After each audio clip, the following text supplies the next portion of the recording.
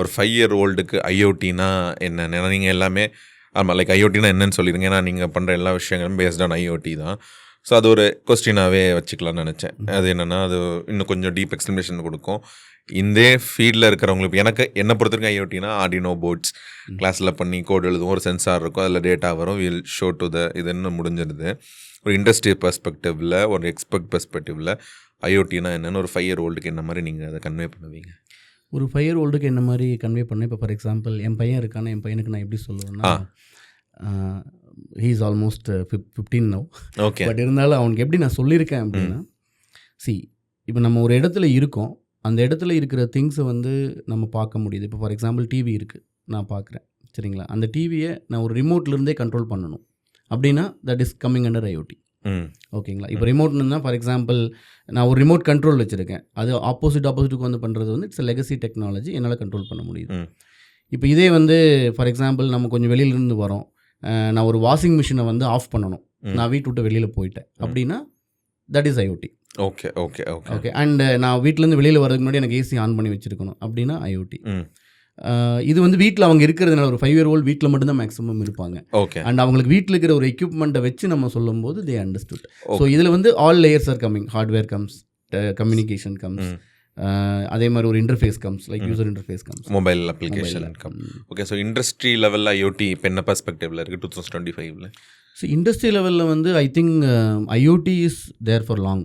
It's not new term. ஏன்னா இண்டஸ்ட்ரியை பொறுத்தளவுக்கு ஒரு கண்டினியூஸாக ஒரு மானிட்டர் பண்ணுற விஷயமாகட்டும், இல்லை ஒரு ப்ராசஸ் எஃபிஷியன்சி ஆகட்டும், அல்டிமேட்டாக அவங்களுக்கு டேட்டாங்கிறது தான் இம்பார்ட்டண்ட்.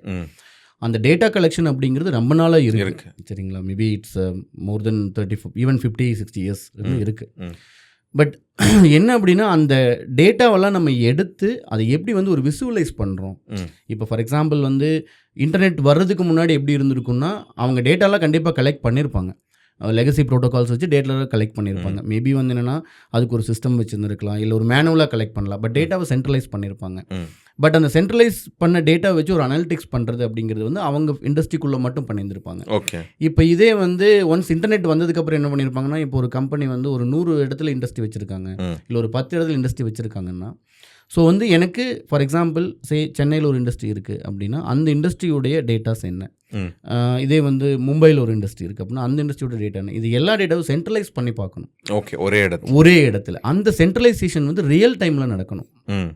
கரெக்டுங்களா? ஸோ மேபி ரியல் டைம்ங்கிறது ஒரு நியர் ரியல் டைமாக இருக்கலாம், இல்லை ரியல் டைமாக இருக்கலாம். ஸோ அந்த ரியல் டைமில் நடக்கும்போது அவங்களால வந்து என்னென்னா ஒரு ப்ராசஸ் எஃபிஷியன்சி அப்படிங்கிற ஒரு விஷயத்தை கொண்டு வர முடியும். இப்போ சென்ட்ரலைஸ் ஆகும்போது கம்பேர் பண்ணலாம், ஒரே ப்ராசஸ் எந்தெந்த ஊரில் என்ன மாதிரி நடக்குது. கண்டிப்பாக. ஸோ இந்த மாதிரி விஷயங்களும் ரொம்ப இம்பார்ட்டன்ட் இப்போ இண்டஸ்ட்ரி பெர்ஸ்பெக்டிவில் பார்க்கும்போது. ரெண்டாவது வந்து என்னென்னா ஐ திங்க் நம்ம எல்லாத்துக்குமே தெரியும், இந்த மொபைல் ரெவல்யூஷனில் வந்து பார்த்திங்கன்னா like once data comes then we can do magic with it. டெஃபினட்டாக. இப்போது ஒரு சிம்பிளான ஒரு விஷயம் சொல்லணும்னா, ஒரு ஃபேக்ட்ரியில் வந்து ஒரு 100 மெஷின் ரன் ஆகுதுன்னா அந்த 100 மெஷினில் வந்து என்னோடய எனர்ஜி என்ன மாதிரி கன்சியூம் ஆகுது அப்படிங்கிற ஒரு டேட்டா ரொம்ப இம்பார்ட்டண்ட் ரியல் டைமில். இப்போ எனக்கு there should be a trade off. இப்போ ஃபார் எக்ஸாம்பிள் ஒரு எக்யூப்மெண்ட் இருக்குது, அந்த எக்யூப்மெண்ட்டோட அவுட்புட் வந்து என்னோட எனர்ஜி கன்சம்ஷன் பர் ஹவர் வந்து 10 unitsன்னு வச்சுக்கோங்க.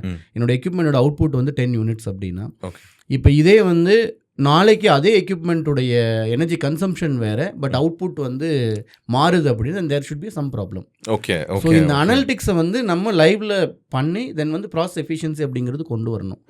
அண்ட் இது கண்டிப்பாக ஆல்ரெடி பண்ணிகிட்ருக்காங்க. பட் இப்போ இந்த மூமெண்ட் இன்டர்நெட்லாம் ரொம்ப அதிகமாக வந்து ரெவல்யூஷன் ஆகும்போது அண்ட் டேட்டா ஸ்பீட் அதிகமாகும்போது, ஆமாம், இது வந்து என்னென்னா it is evolving like anything. And now even people are trying to integrate AI. For example என்னுடைய டேட்டா வருது, அதை நான் மட்டுமே அனலைஸ் பண்ணாமல் அது ஒரு லேர்னிங் மாடலுக்கு கொடுக்கும்போது அது என்ன மாதிரி விஷயங்களை சஜஸ்ட் பண்ணுது, ஓகே, அப்படிங்கிற ஒரு ப்ரெடிக்ஷன் எல்லாமே வந்து என்னன்னா it is being integrated. So it's all moving towards process efficiency and அல்டிமேட்டாக சஸ்டைனபிலிட்டி. ஃபார் எக்ஸாம்பிள் இப்போ நான் எனர்ஜி கன்சம்ஷன் நான் குறைக்கிறேன் அப்படின்னா it is coming under sustainability.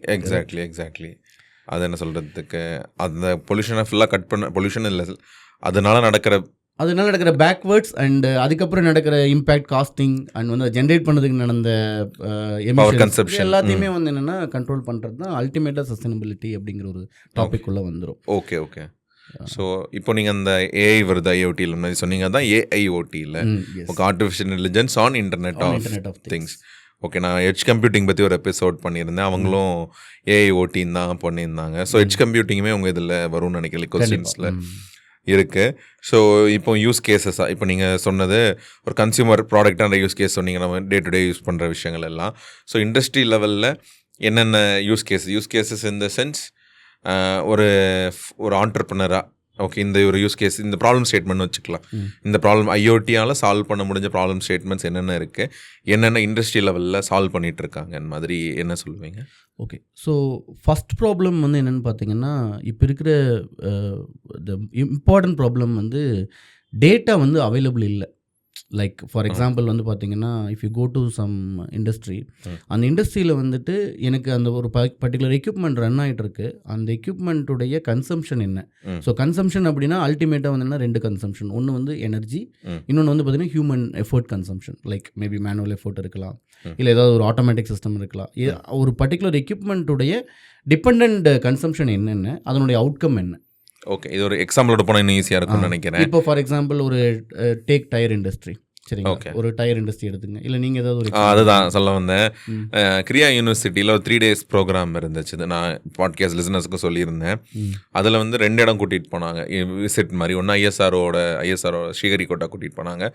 Second வந்து கேட்பெரியோட மேனுஃபேக்சரிங் யூனிட் கொண்டு போனாங்க. நான் அதான் ஃபஸ்ட் எக்ஸ்பீரியன்ஸு. அங்கே வந்து 5 ஸ்டாரும் இதுவும் பண்ணிக்கிட்டேன். கேட்பெரி அந்த 10 ரூபா கேட்பெரி 5 ஸ்டாரும் அந்த ஃபுல் இது கூட்டிகிட்டு போனாங்க, அந்த ஃபுல் ஃபேக்ட்ரிக்கும். அதில் வந்து ரைட் ஃப்ரம் அந்த ரா மெட்டீரியல் வர இடம் மட்டும் இல்லை, அந்த மிஷின் ஸ்டார்ட் ஆகிற இடத்துல இருந்து பேக்கேஜிங் பண்ணுறது வரைக்கும் அதில் இருந்துச்சு. ஸோ அதுவே எடுத்துக்கலாம். நிறைய மிஷின்ஸ் தான் இருந்துச்சு, ரொம்ப கம்மியான ஆளுங்க தான் இருந்தாங்க. அது ஒரு எக்ஸாம்பிள் இருப்போம். அந்த மிஷின் ஓடிக்கிட்டே இருக்கு. அவங்க சொன்னாங்க 24/7 அன்டில் அன்லெஸ் ப்ராப்ளம் வரைக்கும் நாங்கள் ரன் ஆகிட்டே தான் இருக்கும், நிற்கவே நிற்காதுன்ட்டு. ஸோ அந்த மிஷின் நிற்கவே நிற்காது, கரெக்டுங்களா? ஸோ அப்போ அப்படி இருக்கும்போது 2 விஷயம் கண்டினியூஸாக அந்த மிஷின் வந்து டிபெண்ட். ஒன்று வந்து எனர்ஜி, சரிங்களா, பவர் சோர்ஸ். இன்னொன்று வந்து பார்த்தீங்கன்னா ஹியூமன். ஃபார் எக்ஸாம்பிள் ஒரு ரிசோர்ஸ், அந்த மிஷினோட ஆப்ரேட்டராக இருக்கலாம், இல்லை ஒரு ஃபார் எக்ஸாம்பிள் வந்து அந்த மிஷின் வரதுக்கு முன்னாடி ஒரு சில ப்ராசஸ் முன்னாடி பண்ணியிருப்பாங்க. அந்த மிஷின்லேருந்து வர அவுட்புட்டுக்கு அப்புறம் இன்னொரு சில ப்ராசஸ் நடக்கும். ஸோ அல்டிமேட்டாக வந்து டிபெண்டன்சி அப்படிங்கிறது வந்து கிரியேட் பண்ணுற ஒரு எக்யூப்மெண்ட் அது. ஸோ இப்போ இதில் வந்து பார்த்தீங்கன்னா எனக்கு நீங்கள் சொல்கிறீங்க ஒரு கேட்பரி சாக்லேட் ப்ரொடியூஸ் பண்ணுற ஒரு மிஷின் அப்படின்னா, இப்போ அதுலேருந்து வர அவுட்கம் அப்படிங்கிறது கண்டினியூஸாக மானிட்டர் பண்ண வேண்டிய ஒரு விஷயம். என்னுடைய கன்சம்ஷன் என்ன, அதுக்கு அந்த மிஷினுடைய ஃபங்க்ஷனாலிட்டி என்ன, அந்த ஃபங்க்ஷனாலிட்டியிருந்து வெளிவர அவுட்கம் என்ன அப்படிங்கிறத மெஷர் பண்ண வேண்டியது ரொம்ப ரொம்ப இம்பார்ட்டன்ட். அதோட எஃபிஷியன்சி ஒரு லைக் ஃபார் சே 1 hour அதில் எவ்வளோ ப்ரொடியூஸ் பண்ண முடியும், what is the efficiency of that particular equipment ரொம்ப இம்பார்ட்டன்ட். அந்த எஃபிஷியன்சியை டிபெண்ட் பண்ணி இருக்கிறது வந்து ரா மெட்டீரியல்ஸாக இருக்கலாம், ஹியூமன் ரிசோர்ஸாக இருக்கலாம், எனர்ஜி ஃபேக்டராக இருக்கலாம், இந்த மாதிரி நிறைய விஷயங்கள் இருக்குது. ஸோ இந்த எல்லாத்தையுமே நம்ம வந்து என்னென்னா we need to centralize that. For example ஒரு ஃபேக்ட்ரியில் ஒரு 10 மிஷின் இருக்குது, ஒரு 100 எம்ப்ளாயீஸ் ஒர்க் பண்ணுறாங்கன்னா, not only machines efficiency, we also need to track the employees efficiency, கரெக்டுங்களா?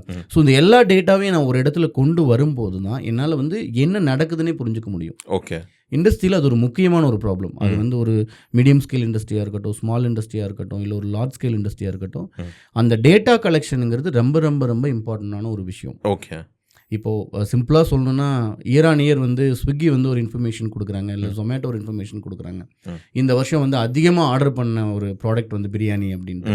So we all read it, we get excitement. Like எப்படி வந்து அதை அவங்க சொல்கிறாங்க அண்ட் வந்து அப்போ வந்து இந்த விஷயம் வந்து இவ்வளோ போகுது அப்படின்னா தென் இட் கிரியேட்ஸ் 2 things. ஒன்று வந்து பார்த்தீங்கன்னா நாளைக்கே நான் ஒரு ஸ்விக்கி ஆப் ஓப்பன் பண்ணும்போது எனக்கு பிரியாணி ஆர்டர் பண்ண தோணும். எக்ஸாக்டாக, கரெக்டுங்களா? ஓ நம்ம அதை ஆர்டர் பண்ணலாமா? It's kind of a market. ஆமாம், everything is kind of a branding and marketing.